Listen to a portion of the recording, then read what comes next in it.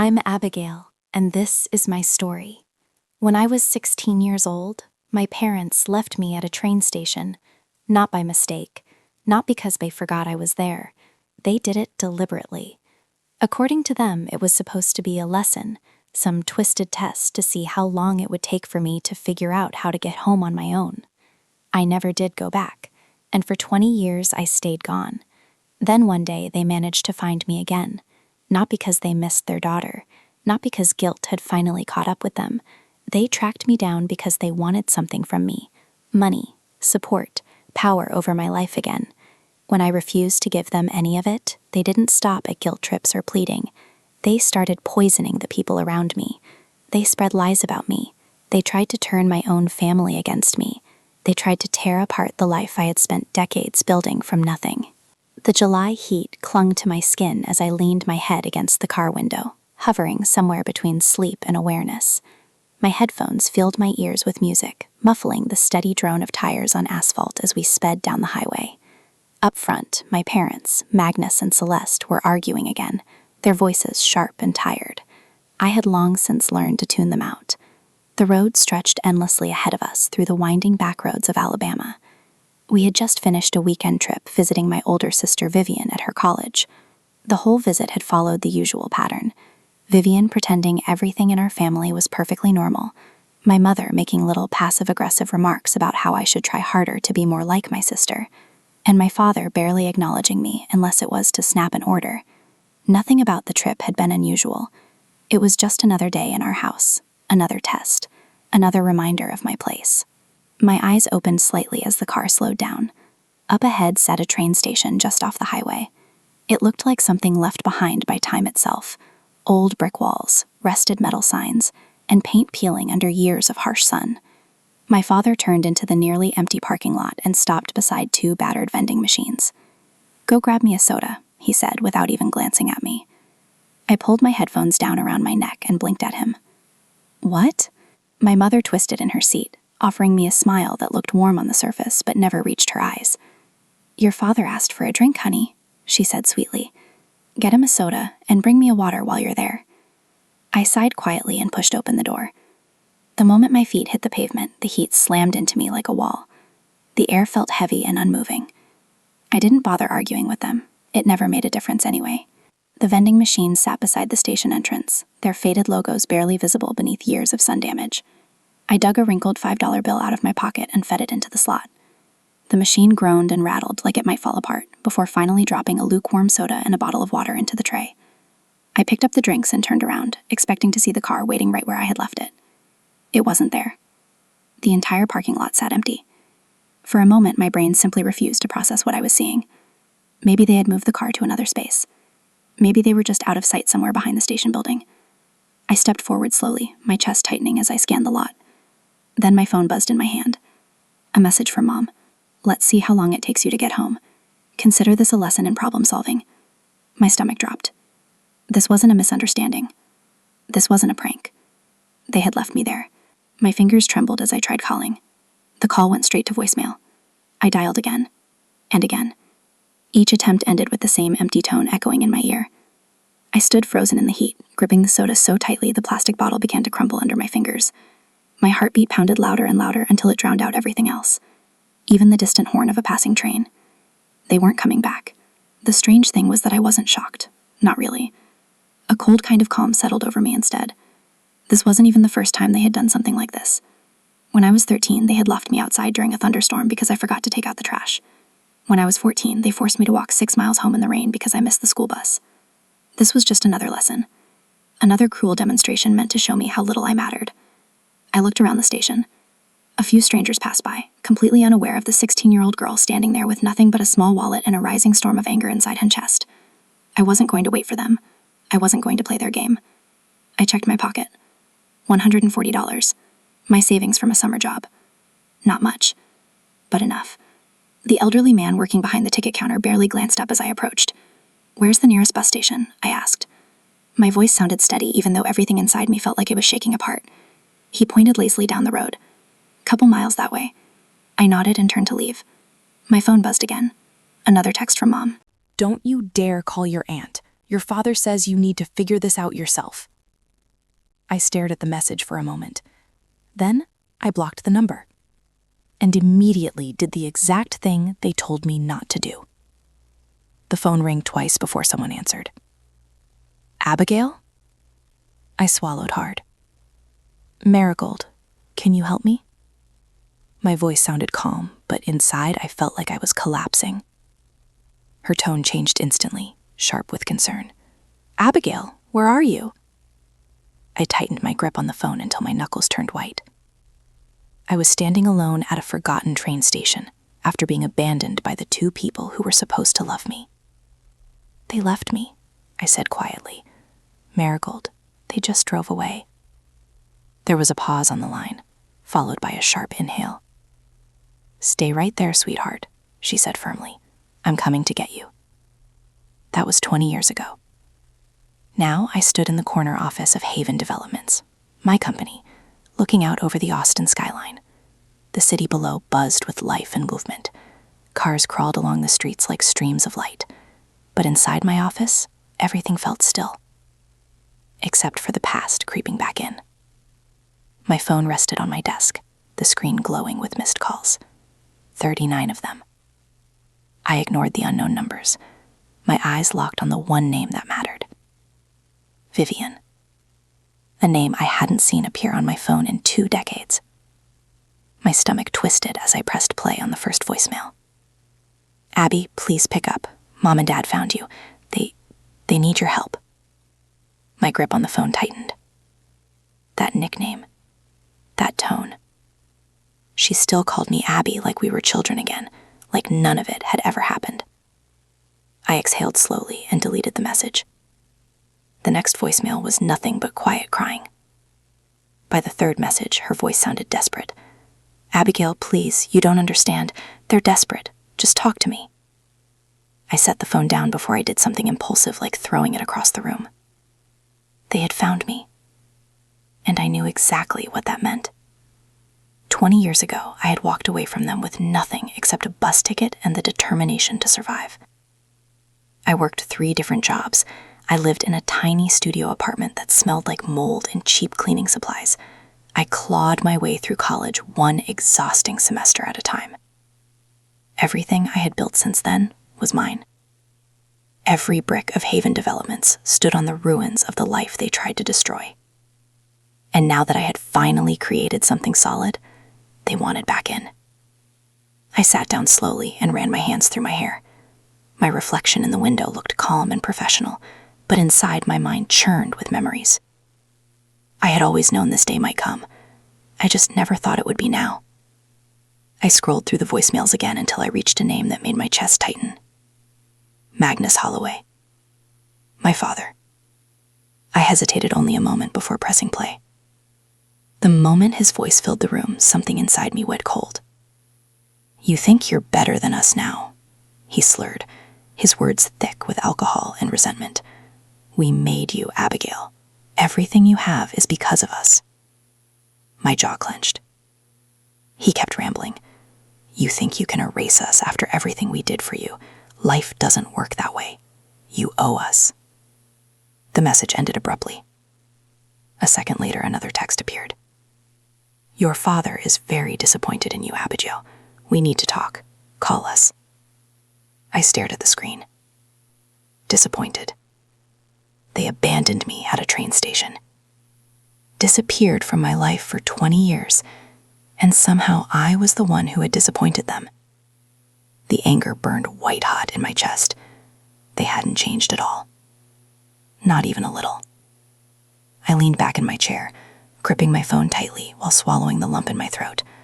A small part of me, the 16-year-old girl still standing on that train platform, wanted to scream. But I wasn't 16 anymore. I wasn't lost, and I wasn't alone. This time, I wasn't going to run. I opened my messages and typed a reply to Vivian. "Tomorrow, Denny's on I-5, 7 a.m. Come alone or don't come at all." I pressed send. Then I placed my phone down and looked back out over the city lights. Tomorrow morning, I would see my sister again for the first time in 20 years. And this time, I wasn't afraid. I was already sitting at Denny's when Vivian finally walked in. Her eyes scanned the restaurant nervously until they landed on me. She looked almost exactly the same as I remembered. High cheekbones, tight shoulders, the same careful way of carrying herself.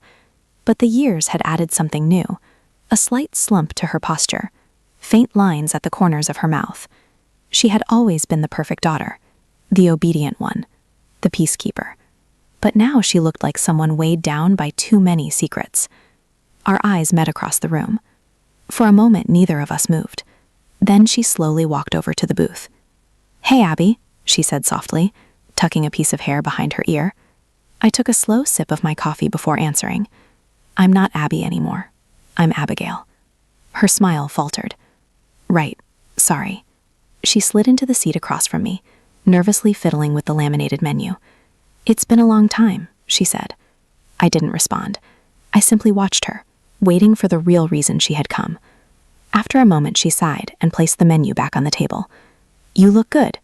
I raised an eyebrow. "And you look nervous, Vivian." Let out a quiet laugh. But it didn't reach her eyes. "Yeah, well, this is complicated." "No, Viv, it's actually pretty simple." I leaned forward. "You want something, just say it." Her lips pressed together. Then she exhaled. "Mom and Dad, they're struggling." There it was. She didn't wait for me to respond. The words spilled out, rehearsed, practiced. Dad lost a lot of money gambling. Mom racked up debt. They're drowning, Abigail. The house is in foreclosure. I clenched my jaw, staring at her. "They need help," she continued. "They need you." I let out a slow, deliberate breath. "I don't owe them a damn thing," Vivian flinched. "I'm not asking you to forgive them. She swallowed. "I just want you to listen." My fingers tightened around my coffee cup. The audacity of it. Listen? Had anyone listened to me when I was 16, standing alone at that train station? Had anyone listened when I was shivering in the rain, because character building was more important than basic decency? I leaned back against the booth, my stomach twisting with something between rage and exhaustion. "They didn't just make a mistake, Viv," I said, my voice like steel. "They left me at a train station on purpose." She winced. "They came back an hour later." I cut in. And whose fault was that? The air between us cracked like a mirror, splitting down the middle. Years of silence, of unspoken words, of pretending it hadn't been that bad. Vivian blinked rapidly, her fingers twisting in her lap. "They thought you'd come home. They thought you'd—" She trailed off, her voice breaking. "They thought I'd crawl back," I finished for her, like I always did. She stared at the table, her breathing shallow. I shook my head. "I'm not their daughter anymore, Vivian. I haven't been for a long time." Her shoulders trembled, but I didn't soften. I reached into my pocket, pulled out a few bills, and dropped them onto the table. "If they try to contact me again, I won't be so polite." Vivian stayed seated, staring at the table. I walked away without looking back. I thought that was the end of it. I was wrong. The next morning, I buried myself in work, trying to push the conversation with Vivian out of my mind. It had left a sour taste in my mouth, but I had no intention of letting it control my day. The past was the past, and I had built something real, something no one, not even them, could take away from me. Or so I thought. A sharp knock at my office door interrupted my focus. Jenny, my assistant, stood in the doorway, her face tight with something between discomfort and hesitation. "Hey, I think you should see this." She stepped in, phone in hand, hesitating before passing it to me. I frowned and took it. The screen was open to Facebook. My breath caught in my throat as I read the words on the screen. "Our daughter abandoned us in our old age, after everything we sacrificed for her." Below it, another post. "We raised her to be strong, and this is how she repays us. Heartless." I felt a slow, burning heat creep up my neck.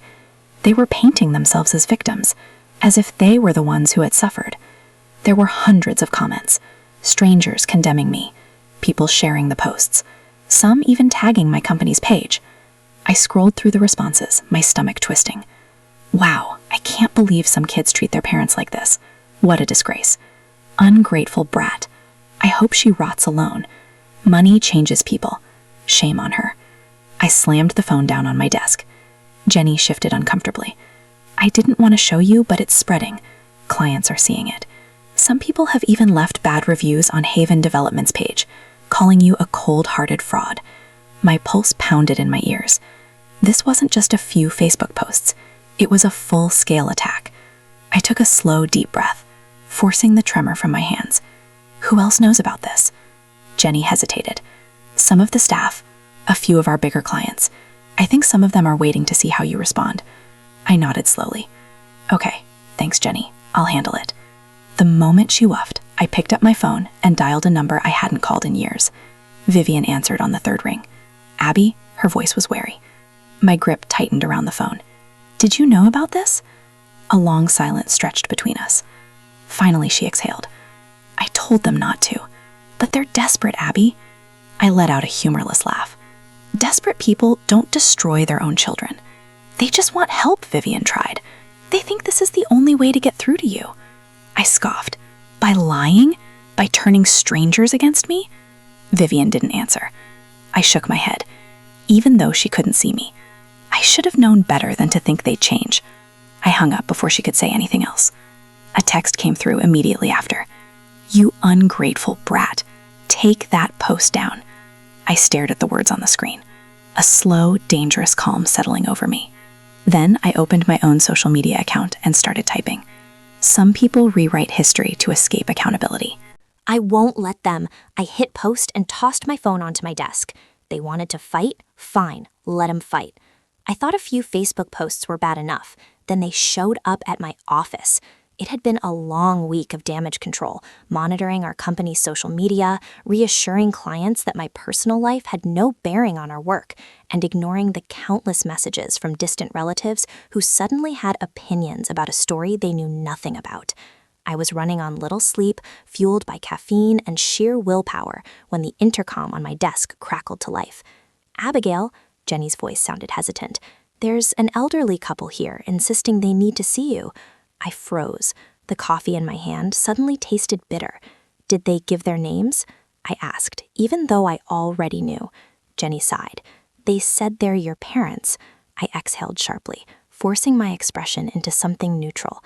Tell them I'm in a meeting. A pause. They're making a scene. Of course they were.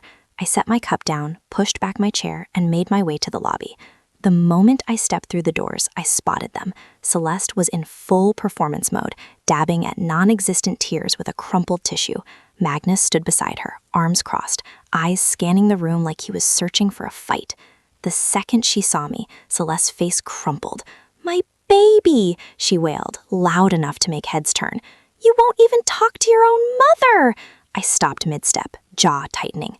Around us, employees whispered. A few pulled out their phones, recording, as if this were some reality show drama unfolding in real time.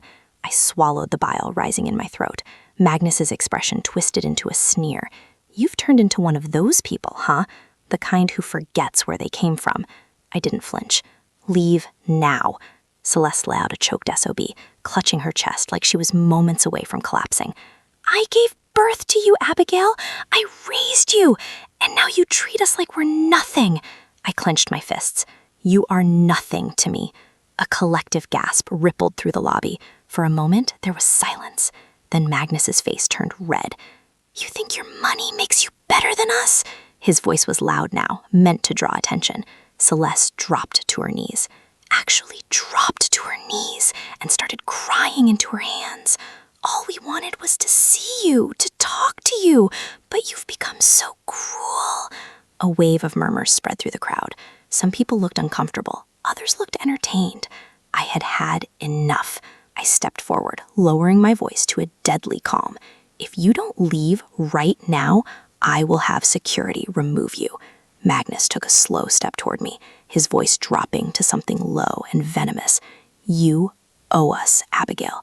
We made you who you are. Celeste's sobbing suddenly stopped. She lifted her face, her eyes gleaming with something colder than grief. You can't erase us, sweetheart. You'll always be our daughter. I exhaled sharply, then turned to the security guard standing nearby. Escort them out. Magnus let out a bitter laugh. You're going to regret this.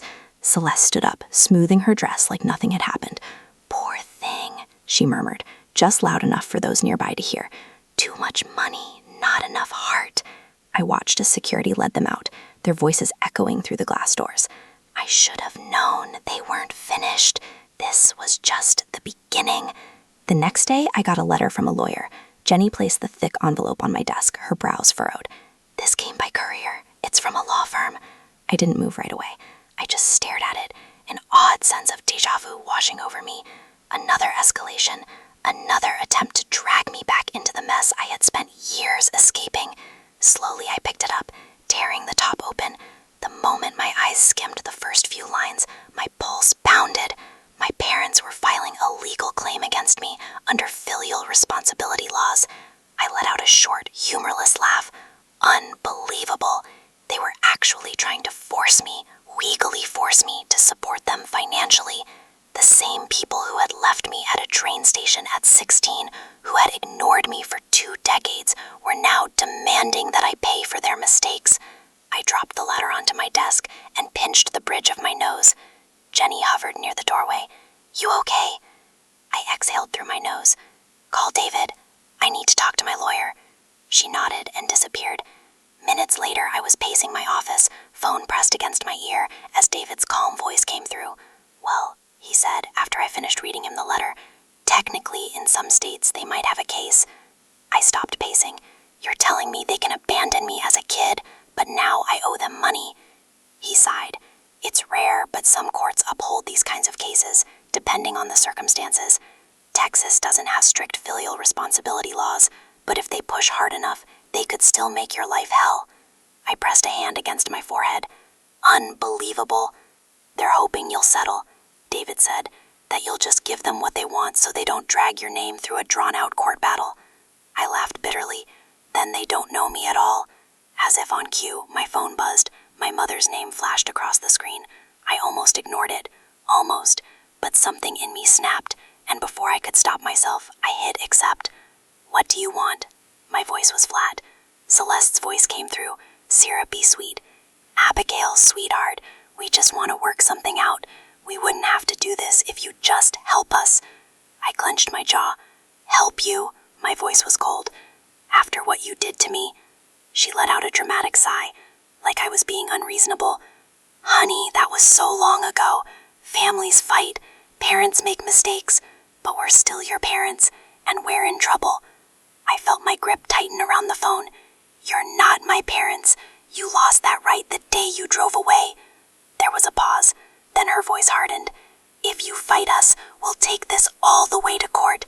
Do you really want that embarrassment? I almost laughed at the irony. She thought she could threaten me with embarrassment. I felt my anger crystallized into something sharp, something unbreakable. Try me, I said, voice steady. Then I hung up. I stood there for a long moment, my heartbeat steady, not from fear, but rage. They thought they could break me. They had no idea who they were dealing with. Then they went after my business. I should have expected it after the lawsuit, after the social media spectacle, after every desperate attempt to claw their way back into my life. Of course they wouldn't stop there, but knowing something is coming doesn't make it sting any less when it finally hits. I was at my desk, flipping through paperwork, when Jenny knocked and peeked inside, her expression uneasy. You might want to check your email, she said carefully. I raised an eyebrow, but grabbed my phone the moment I saw the subject line, my stomach twisted. Concerning allegations against you. I clicked the email open. Abigail, I hope this isn't true, but I wanted to bring it to your attention. We've received multiple anonymous messages claiming you have a history of financial misconduct, particularly in dealings with your family. They allege you stole money, abandoned your responsibilities, and have a track record of deceit. We value our professional relationship, but given the nature of these claims, we need some clarification. The sender was one of our biggest investors. I scrolled further down, my pulse pounding.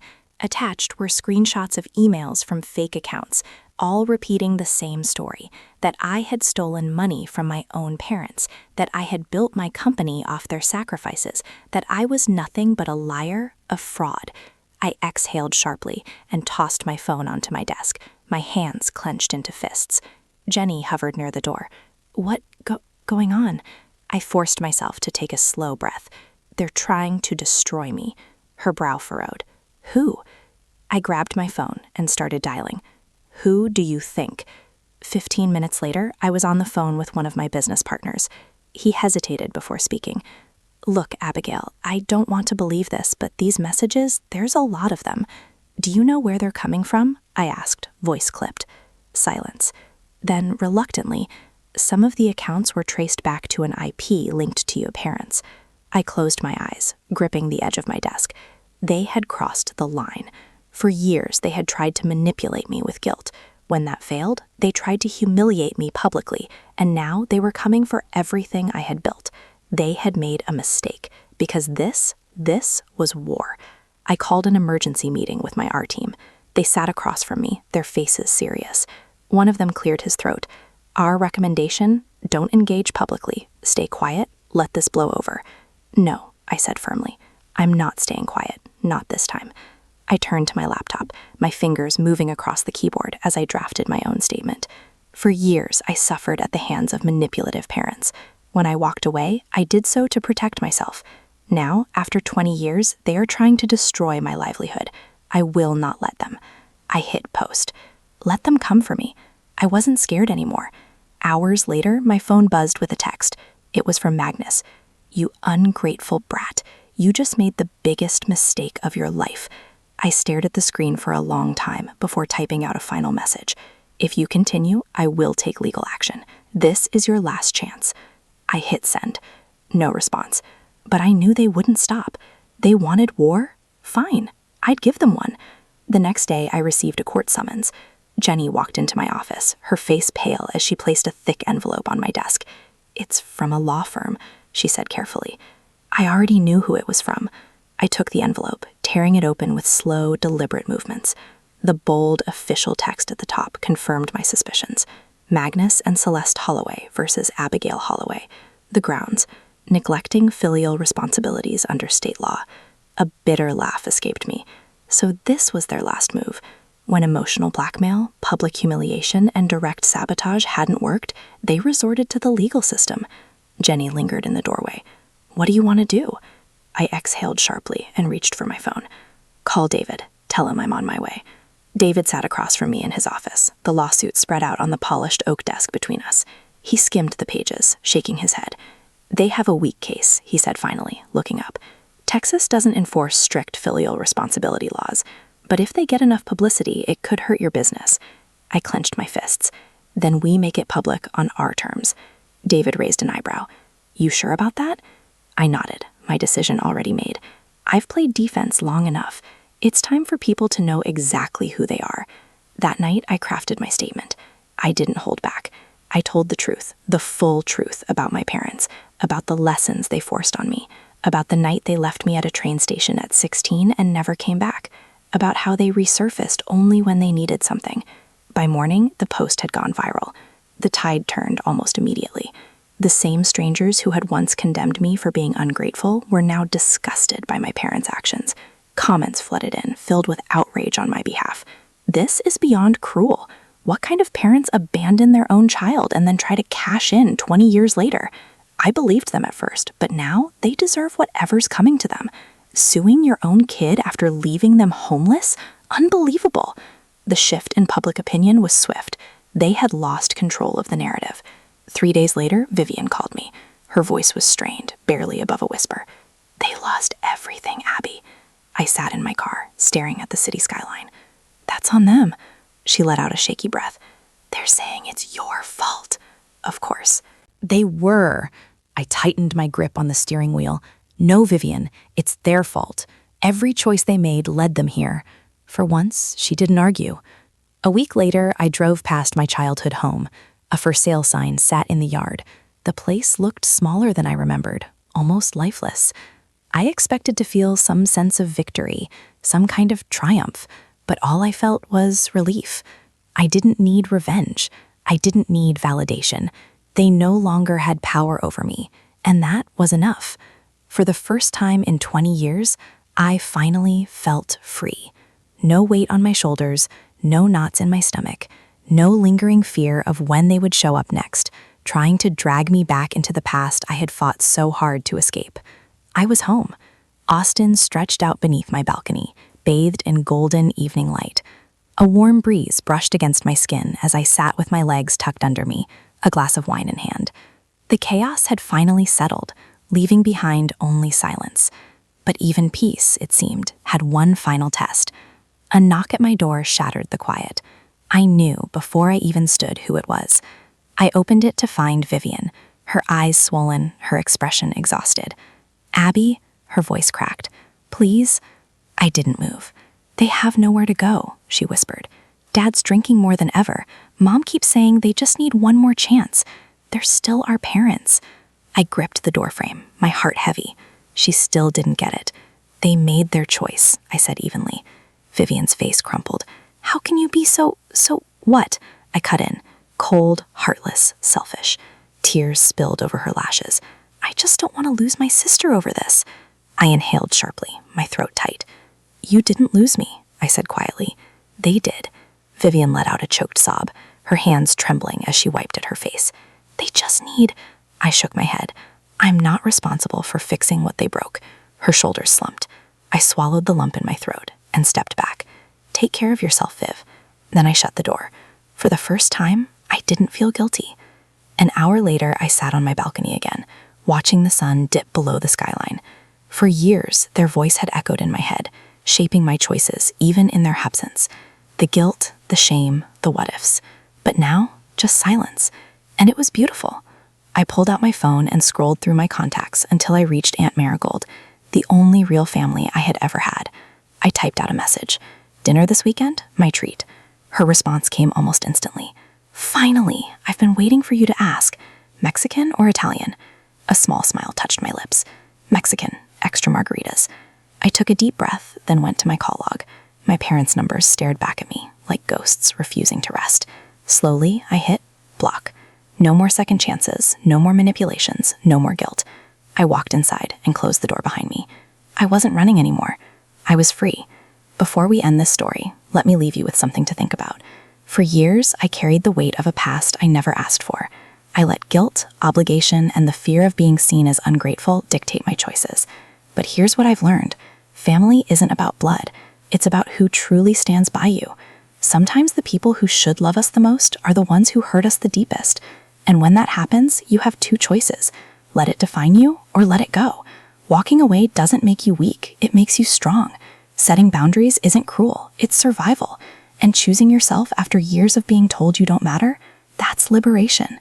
So if you've ever been made to feel guilty for choosing peace over toxicity, let me tell you this.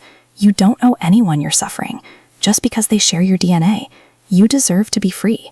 Now, I'd love to hear from you. Have you ever had to walk away from a toxic relationship, family or otherwise? How did it change you? Drop a 1 in the comments if this story resonated with you, or let me know where you're watching from. And if you didn't like this video, tell me why. I appreciate all perspectives. If this story moved you, don't forget to subscribe so you never miss another powerful story. Your support means everything, and I can't wait to share more with you soon. Until next time, choose yourself, always.